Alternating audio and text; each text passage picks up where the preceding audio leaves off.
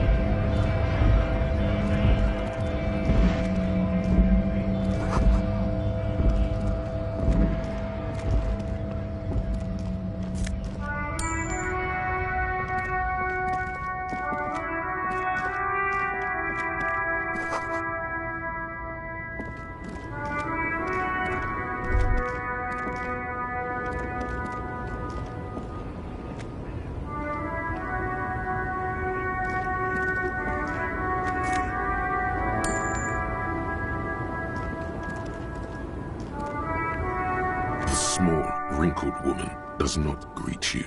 She nods along to something on her radio. A photograph is clutched in her hands, and there is a warm smile on her face. The photo, an ambrotype from the turn of the century, as golden as her smile. It's the warmth of a winter night's fire. Maybe she could give you comfort and shelter, some cigarettes and food money. Maybe she's your...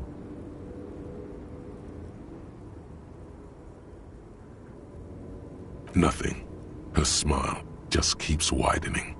Her hair is gray like lead. Wait. She's just a distracted old woman. Better to leave her alone. Why? I just told you why. The woman still has her eyes fixed on the photograph in her hands. In the background, the radio plays. No response. Wherever this woman is, your words fail to reach her.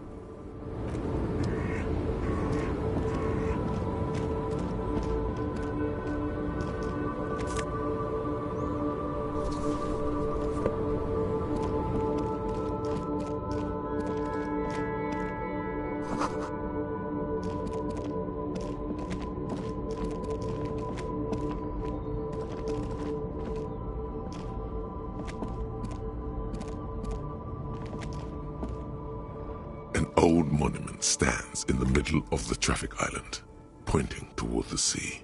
It looks as if it's been reassembled piece by piece, secured and mounted in the air with the aid of numerous ropes and rods.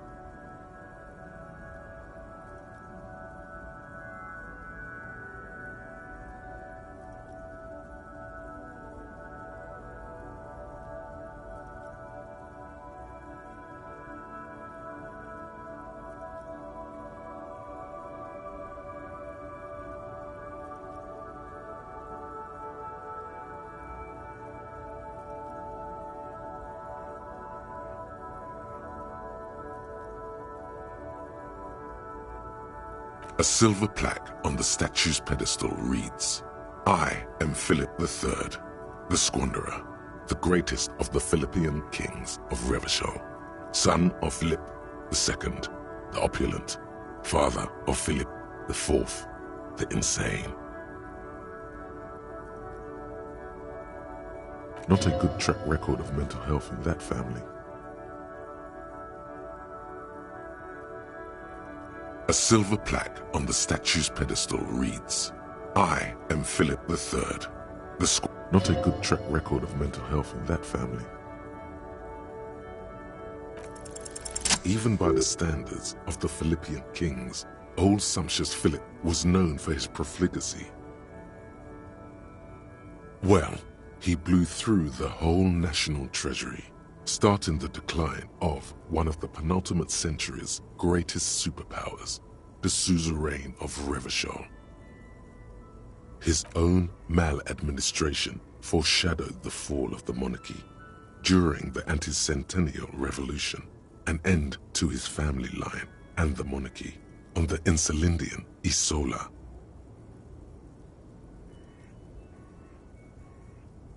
Stories have it that he had his bedroom converted into a treasure chamber, where he stored unfathomable wealth, Krugerrands, bars of gold, ornate weaponry, armor, and various chalices. He called it the Sol Auron. It was obscene. There were whispers he slept on a huge pile of gold-dipped feathers, like some obese dragon, instead of a bed, like a normal person. The man certainly knew how to live.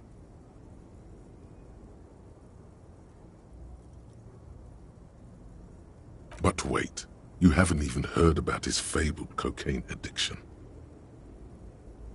You see, old Philippe wasn't just good at squandering the national treasury on gold and ceremonial weaponry, he was also a prodigious snorter of nose candy.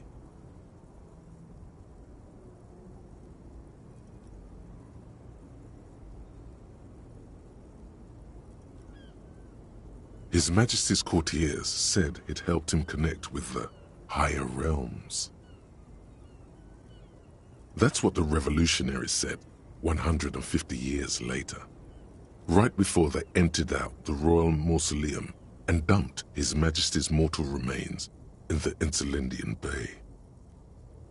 Beneath the cold waters of the Insulindian Bay, thrown there by the revolutionaries after they cleaned out the royal mausoleum. The original was blown apart by communards, then further damaged during the landing of the coalition's airships during the turn-of-the-century revolution, when Martinez was leveled. Most historians think the coalition's hasty landing may have ultimately saved the statue. If the communards had more time, they would have reduced it up to even finer pieces. Some years ago, a group of liberal, artistically inclined individuals, designers mostly, thought it would be ironic to restore the statue of the most wasteful ruler of Revachol in the poorest part of the city. The statue is supposed to capture the moment it was blown apart, like an instant frozen in time, a rare butterfly trapped in amber, floating on a sea of shit.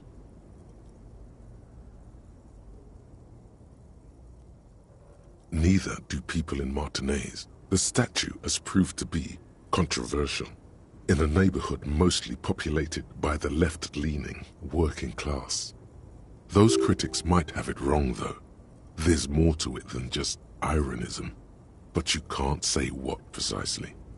Perhaps this art mystery will be solved at a later time. Philip III, the Squanderer, however, with his bronze face up in the air, doesn't seem concerned about what the hoi polloi think of him in death. Not that he ever did in life either.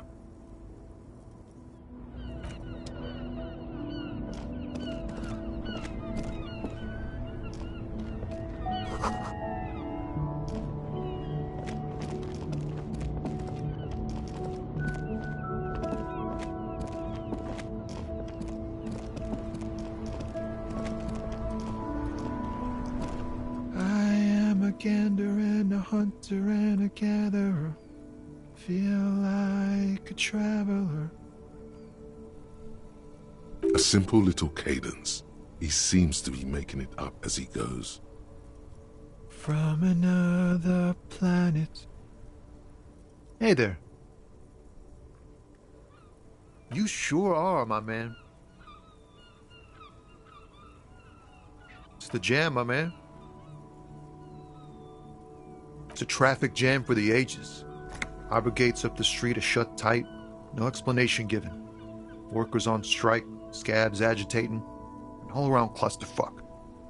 Meanwhile, we're all stuck here in long-haul limbo for days upon days upon days. Upon days. Yeah, exactly. It's official. He too agrees. This is the antechamber of the afterlife. Feels like forever. Like I was born on this here roundabout and this was all I ever knew. Just me and the metal and the tires, the oil and the fumes of mazout.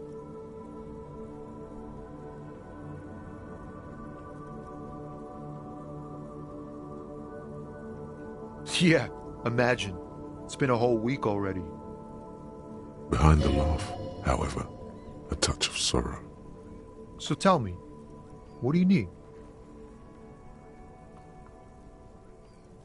Huh? Oh. No, I ain't got any money. They don't want to pay for unfinished work. The bosses, man.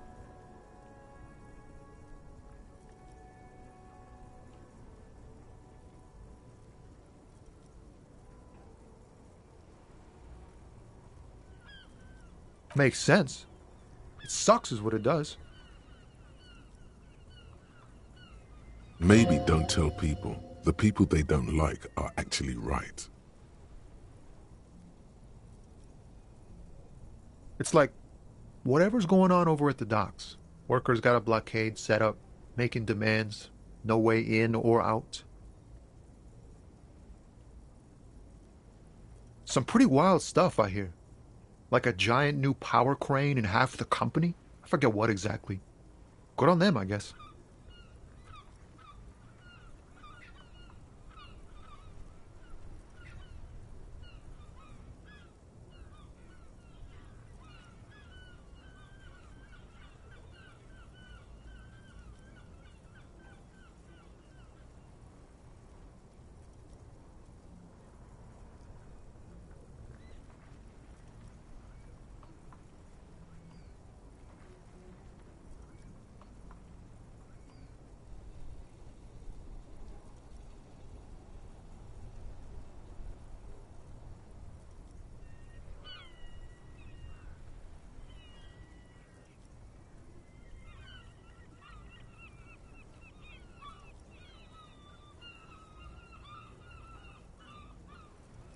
I've heard talk there's a company rep in town too.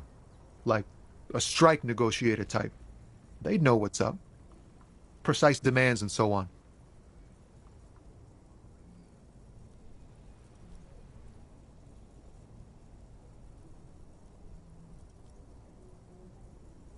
Ah, yes, from the Wild Pines. We'll meet her soon enough, I'm sure. Some pretty wild stuff, I hear. Like a giant new power crane in half the company? I forget what exactly. Good on them, I guess.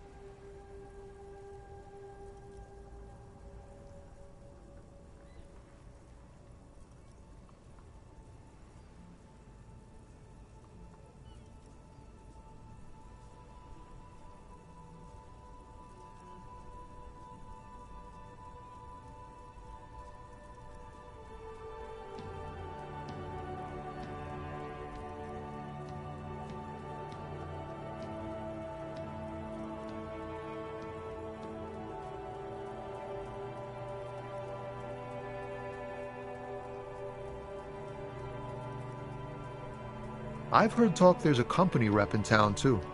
Like a strike negotiator type. They'd know what's up. Precise demands and so on.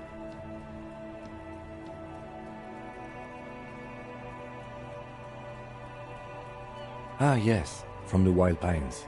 We'll meet her soon enough, I'm sure. They want to keep that money flowing in, my man. Ka-ching.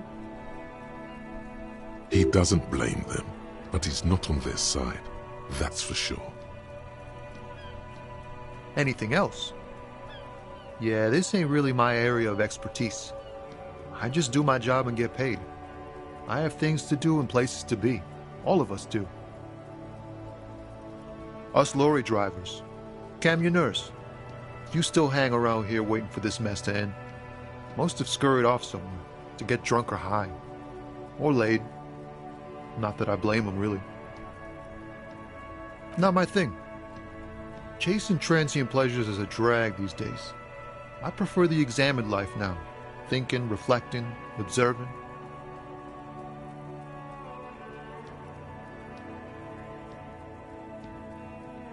He ain't one of us drivers. I know that. All accounted for. Otherwise, I haven't really asked about that. Been wasting time right here. Keep him busy. It's easy to see he's telling the truth. He's kept his nose out of the dark stuff. Analyzing the fundamental structural and psychological conditions of being stranded in the midst of a sea of motor lorries and their sad, despondent chauffeurs. Ask for his conclusion. A sense of surprise there ain't more bodies hanging from more trees. Oh, high-grade narcotics, illegal firearms, stuff like that. Time to arrest him. Relax. He's merely joking.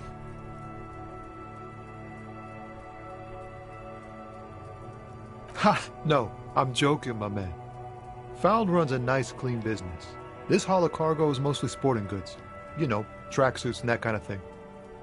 They usually get shipped to Grad and the Occident, though we've been making headway in the Il Moran market lately.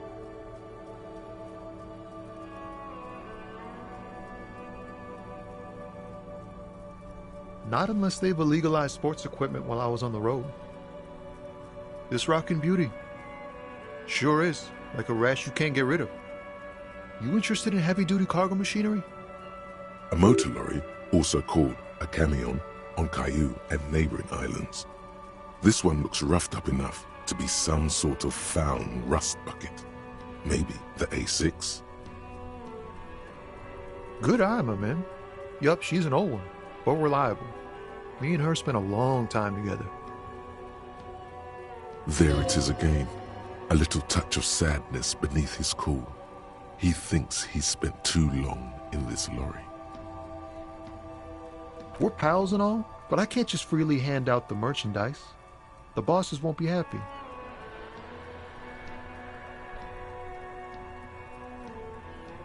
The man taps his fingers rhythmically against his arm.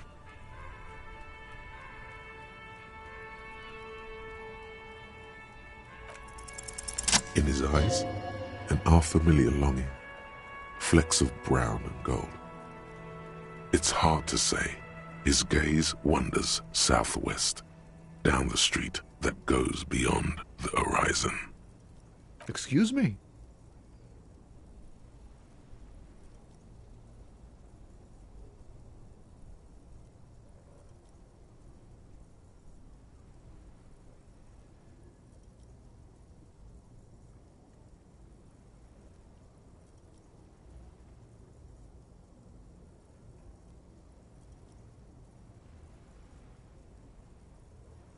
Man, I don't know what to say.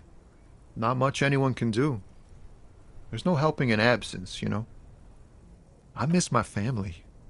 They're all I have. My wife, second kid on the way, waiting all the way in Diora. And here I am stuck in this shit, so far from home. Diora of the Seven Seas. It's on the other end of Le Caillou, pretty much, on another island called Laurentide, off mainland. We've got a little place there. Can almost hear my kid laugh when it snows. What's it like? Good. And bad. An ache that brings you joy. I think of them a lot. I dream up these silly scenarios in great detail of living with them. It comforts me. What about you, Cop Man? You missing someone? Is that what it is? This feeling?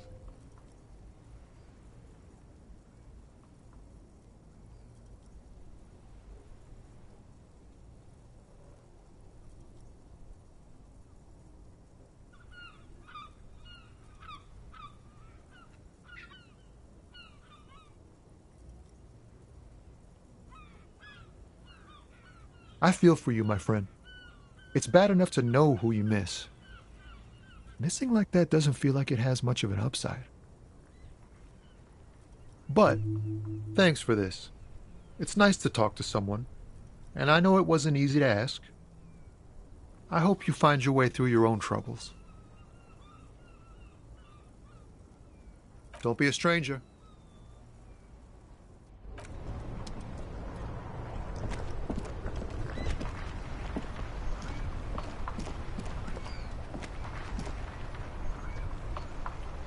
Inside, you see a set of steering levers, a radio microphone, a pull-out toolbox, and the soft glow of the fuel preheater gauge. A metallic drawer slides out from under the seat and clicks into place. The tools inside are neatly organized. Take what you need, officer. It's going to be a long case. I'm not protective of my tools, like some men are. He's clearly a little protective of his tools. But what can you do? Work is work.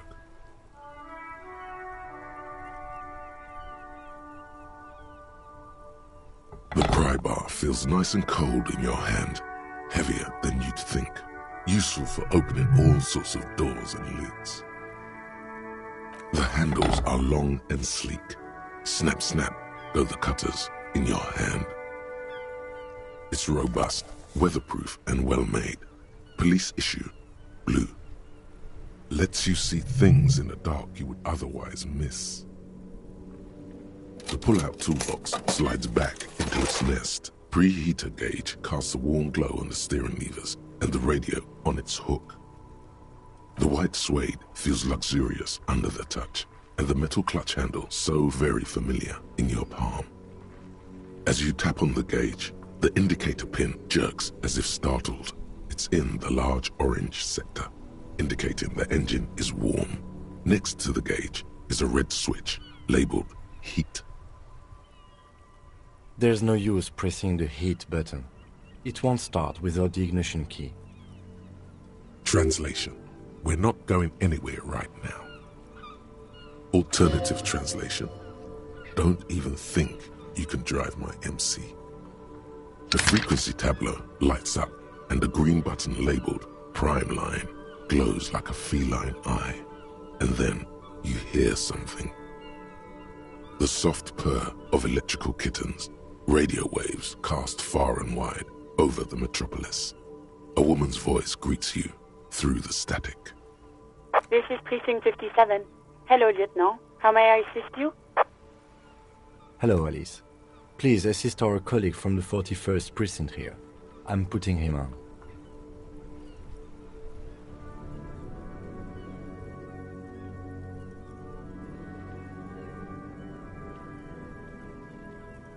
This is Officer Alice Demetri, Precinct 57. How may I assist you?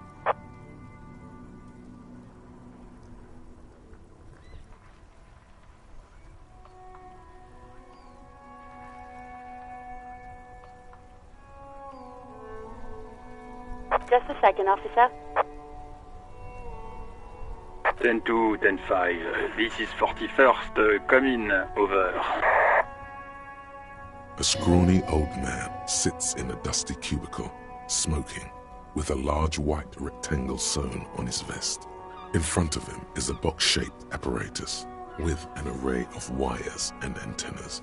The radio switchboard. The man uses relay code. You've got this. You're a cop, and cops know relay code. 10-4, message received. 10-5, relay message. What's your status? Over. 10-18, state your message, sir.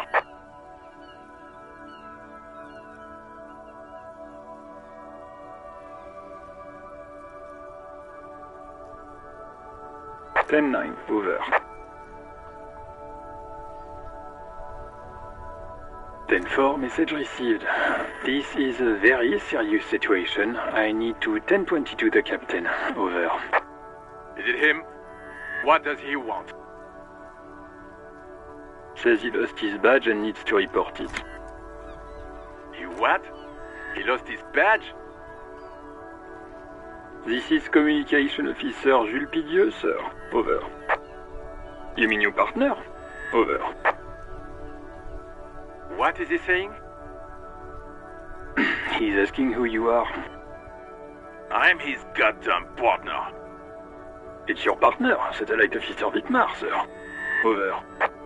Did he lose his memory along with his fucking badge? Who lost his badge? Dick fucking Mullen. Who do you think? It's Officer Dick Mullen from the bestseller Dick Mullen and the Lost Identity. Dick Mullen is not your name. It's the name of a fictional detective who would not lose his badge. Defend yourself. Immediately. They're laughing at you. He's asking you to stop. Says this is serious. Of course it's serious. He lost his fucking badge. Satellite Officer Vitmar concurs. Losing your badge is serious. Over. He says this has probably happened to other policemen before him and laughs sarcastically. Oh goddamn it. Is he fucking kidding? The whole station's gonna be dicked for this. Satellite Officer Vitmar is wondering if you might be joking and adds that this tarnishes the reputation of the entire station. Over. Mullen dicked us. 10-4, I hear you, officer. I'm just going to make a note here that you are in pursuit of your misplaced badge. Over. Fuck me. Mac, come here. You've got to hear this. Dick Mullen lost his badge. What's going on? Super Cop here lost his badge. He lost his what now? His badge. He lost his goddamn fucking badge. He asks you to please stop saying he lost his badge. Why? Did he find it? Sergeant Orson was wondering if you found your badge yet. Over.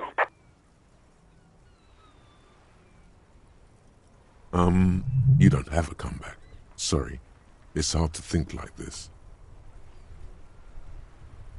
He's not replying. Looks like he's still looking for it. 10-9, come again. I didn't get that. Over. New heights even for Captain Sober. Ask him. Ask him if he's lost his gun, too. Sergeant Orson wants to know if you lost your gun too. Over. Check your pockets. Check your... Holy fuck. You don't know where it is, do you? No. It's gone. It's not fucking on you. Don't sweat it, Bratan. You don't need a gun to have fun. We can still have fun. It's not all over. 10-9, come in, officer. Did you get my question? We were wondering about your gun. Over. Lying over the phone? It's easy. Just say it like it's the truth. And then it becomes it. He says he didn't. Thank God for that. That would have been a nightmare. I don't even want to imagine the poor prick who has to relay that kind of news to the captain. Losing his badge is bad enough. Tell him to find it, and fast. We can't have some gangbanger running around with it. We're all glad to hear you've not lost your gun, officer. Do you need further assistance? Over.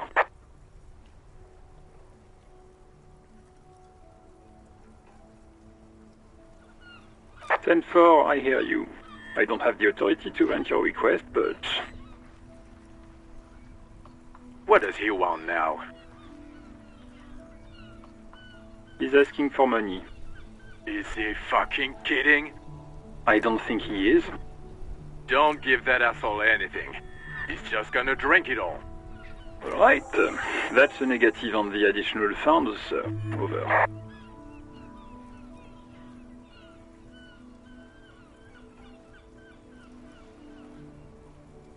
He says it's important to the case. He isn't getting a red cent. You can tell him that. Request denied, sir. Over. He says he's in trouble, doesn't have a place to sleep. Well, I guess he'd better crack the case before sundown then. Vicmar said... Who cares what this Vicmar said? Pull on their heartstrings. Enough, officer.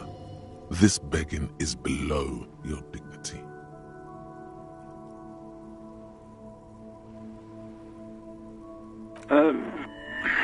Listen.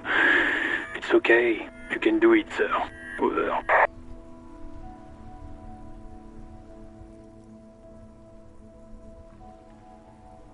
What is he saying?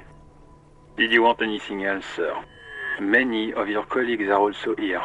Over. He's trying to keep you from further embarrassing yourself in front of your colleagues. You really need to get your shit together. This is nearing a complete meltdown. Suddenly, the necktie feels like a boa constrictor around your neck, squeezing the dear life out of you. Hey, if you don't want to have the most intense orgasm of your life, fine, don't. He terminated the connection. I guess he was in a hurry.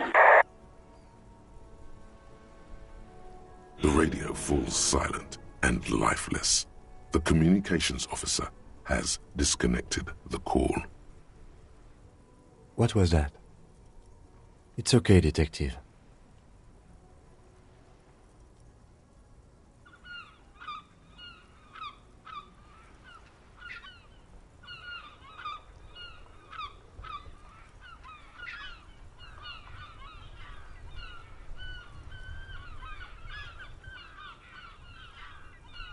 We should get on with our tasks. Work always helps me center myself.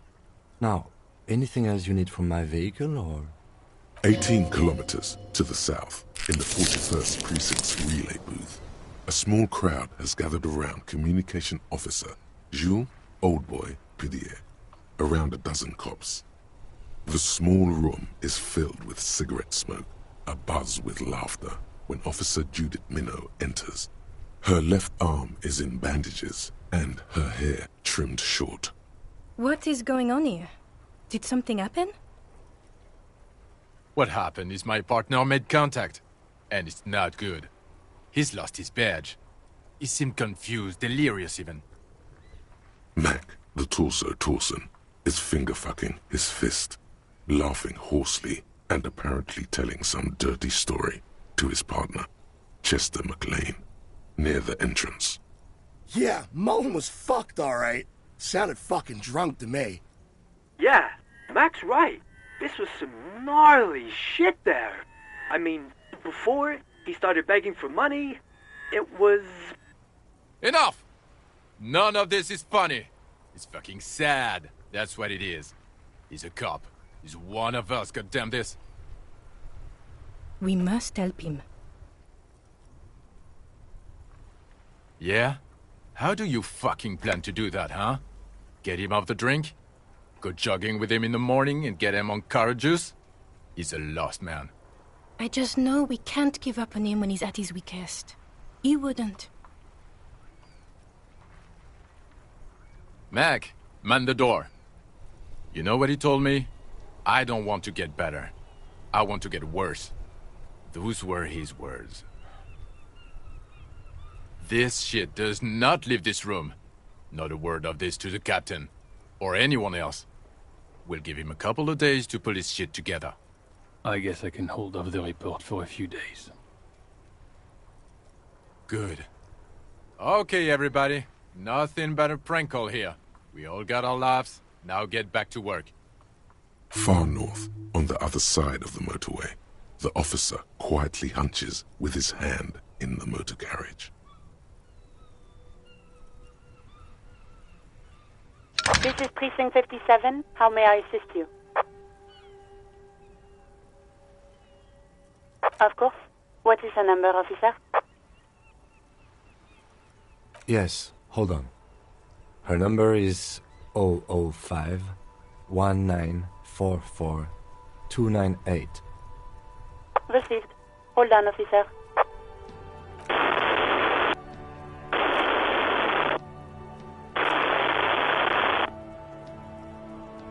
Give it a minute. She might be busy at the moment.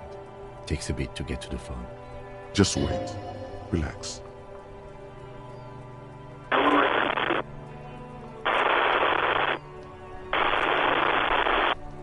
Officer, I have Sylvie Malaika on the line for you. Yes, hello?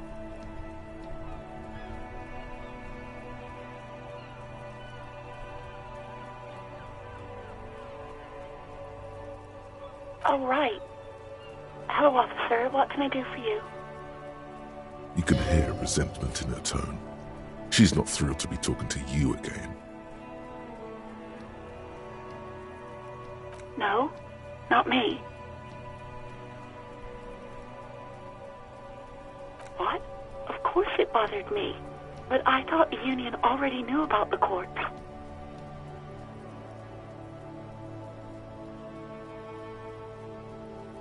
No one calls the police.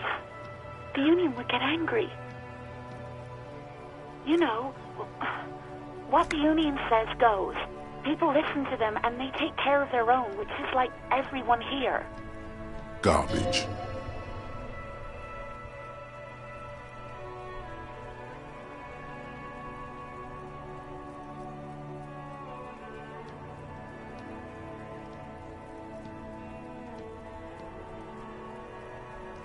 Legally, no. In reality, yes. Martinez is de facto policed by the dock workers' union.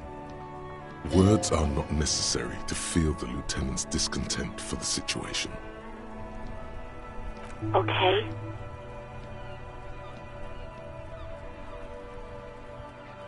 I didn't want to get in trouble with the others. Push her further.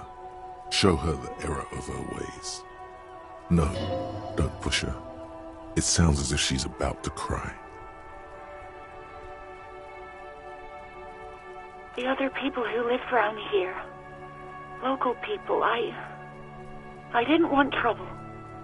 Her voice is resigned and weak. You don't live here. You don't understand. Squealing is frowned upon here. Everything is dealt with, well, by the union, internally. Please, I just didn't want any trouble. I didn't know I had to report it. I thought someone would take him down eventually.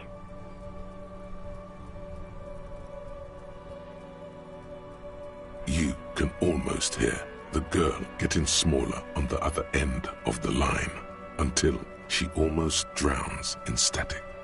No. I honestly don't know. It was someone else.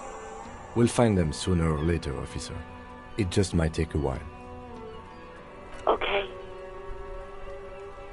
You mean, why did I leave the bar? Honestly, I'm not really comfortable discussing it with you, sir. Why not?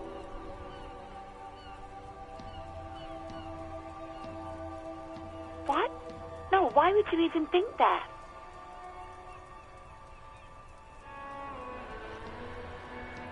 Please, don't bring Gar into this. It's none of your business. I already said I don't want to talk about this. You're messing everything up again. Yes, I know who you are. You're a police officer. The law. Yeah, I think she got it. Good job. You told me back in the whirling. You told everybody, and so does your badge. I don't need to hear about it anymore. Oh, No, I haven't, sorry. Real policemen have uniforms too, by the way. Where's yours?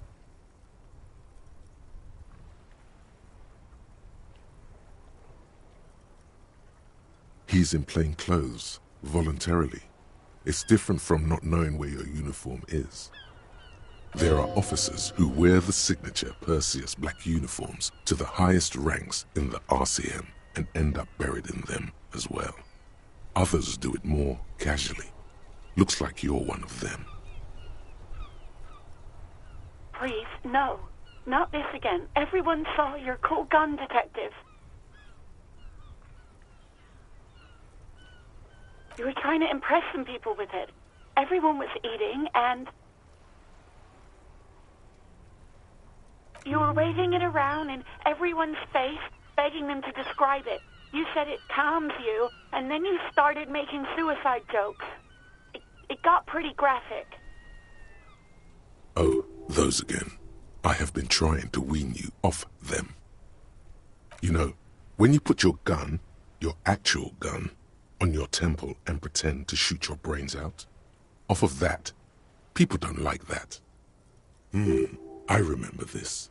You were screaming things like, "My brains are all over the wall, painting them red. I won't be seeing it, 'cause these are my brains. I can't see without my brains." Very nice visuals there. Some poor sod was trying to eat his pudding while you were screaming, spit flying, imitating the mercy shot right next to him. Spat some in his food. I don't think he touched it after.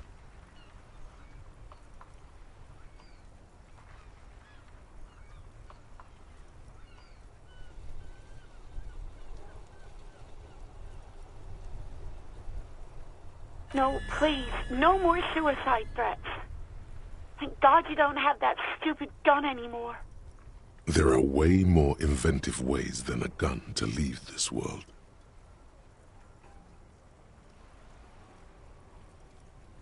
Me neither.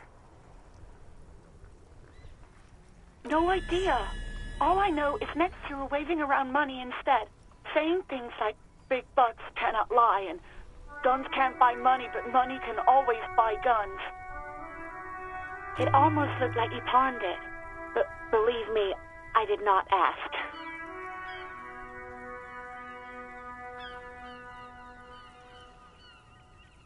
Uniform?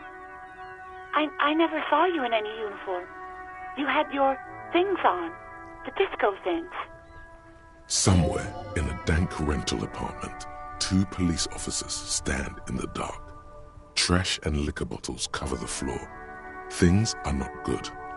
One of the men, trying not to slip on old newspapers, makes his way to the window and pulls the curtains apart.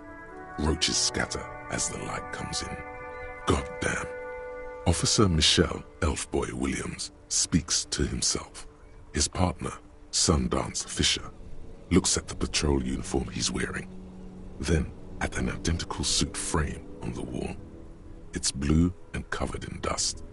"Let's get the fuck out of here." He turns to Williams. He hasn't been here in days. You mean, why did I... Why not?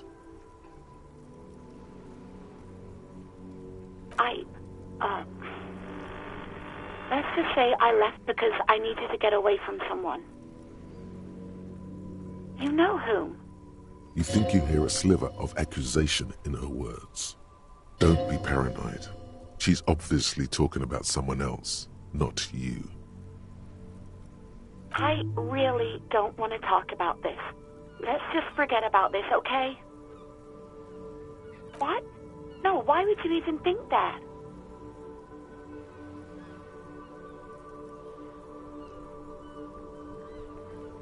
Please, don't bring Gar into this. It's none of your business. I already said I don't want to talk about this. You're messing everything up again. You mean, why? Why not?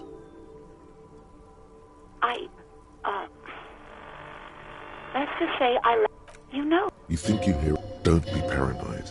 She's obviously talking about someone else, not you.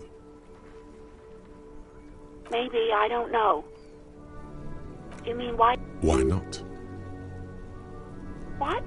No, why would you even think that? Please, don't bring Gart into this. It's none of your business. I already said I don't want to talk about this. You're messing everything up again. I do hope so. Please, don't call me again. Bye. Yes, you have obviously done something to upset her at the Whirling in Rags, when she was still working there.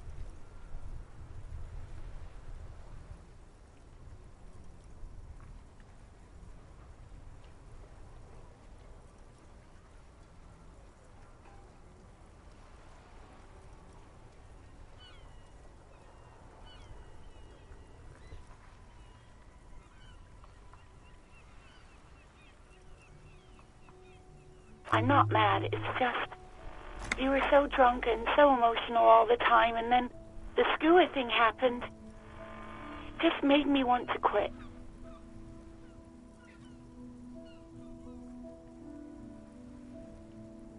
The stuffed bird, the great skua. You threw it against the wall while screaming, "Fuck that bird," and laughing like a maniac. I think you said it had been giving you shit ever since you got there.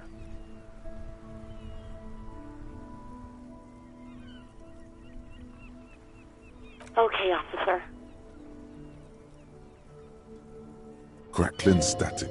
More static, and yes, more of that sweet static. The violence of your words is obviously scaring her. Yes, obviously. You were the worst client I've ever seen. And I have seen so many assholes in this place. I've had sailors fighting, union guys grabbing my ass, kids stealing booze. Once a guy was glued to the karaoke machine every night for 2 months. But you... well, you were worse than all of them. Honestly, you were getting borderline aggressive. Even about little things like not turning down the volume at 3 a.m. I even liked one of those songs you kept listening to on repeat. No more. I hate it now. We Go On by the O.O. I can't listen to it anymore. You've turned it into a parody. To hell with that song. Then there was your room. Your project. An experiment to see how bad it can get in there. I tried to send the cleaner, but you wouldn't let me. Threatened to make me understand. I had no idea what you meant, and I don't want to know. And then you screamed something about how you're actually a real cool guy, and no one understands it. One of the coolest guys there is. The coolest guy in Jamrock. Something about disco, too. And then I had to deal with your toilet. The one you clogged with police documents, causing water damage downstairs in the kitchen. I won't even mention you waving your gun around, harassing customers, threatening to sing karaoke, threatening to kill yourself.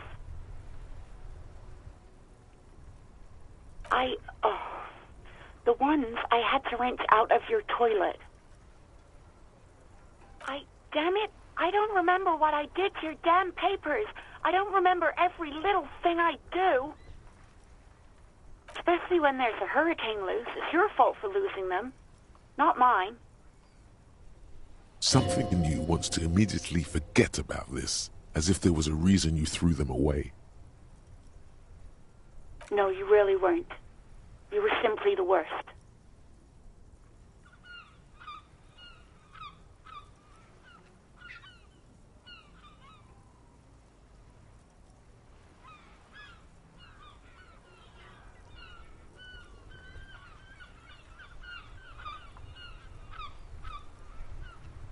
God, I knew I shouldn't have brought it up. Just try not to call me again, and let's pretend it never happened.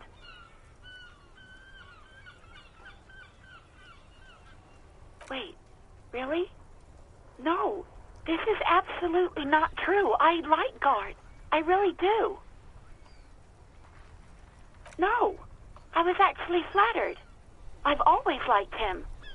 It was just bad timing. With the corpse and all that. There's a pause.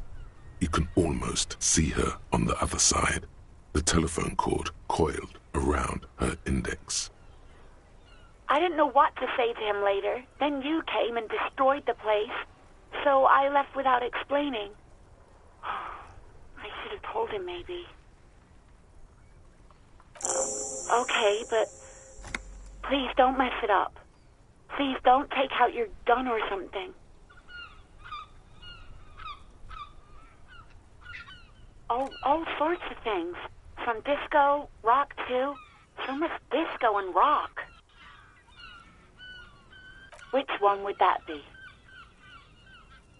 Sad? I think the one you mean is the smallest church in San Franz. Butchered that right up. Interesting. You still have to find it, however. You hear a sigh of relief on the other end of the radio. Wordless, the call breaks. Then, the already familiar voice. Anything else I can help you with, officer?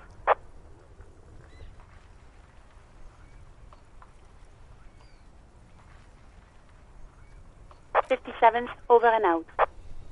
In the cabin, you see a set of steering levers, a radio on a hook, a pull-out toolbox, and the soft glow of the fuel preheater gauge.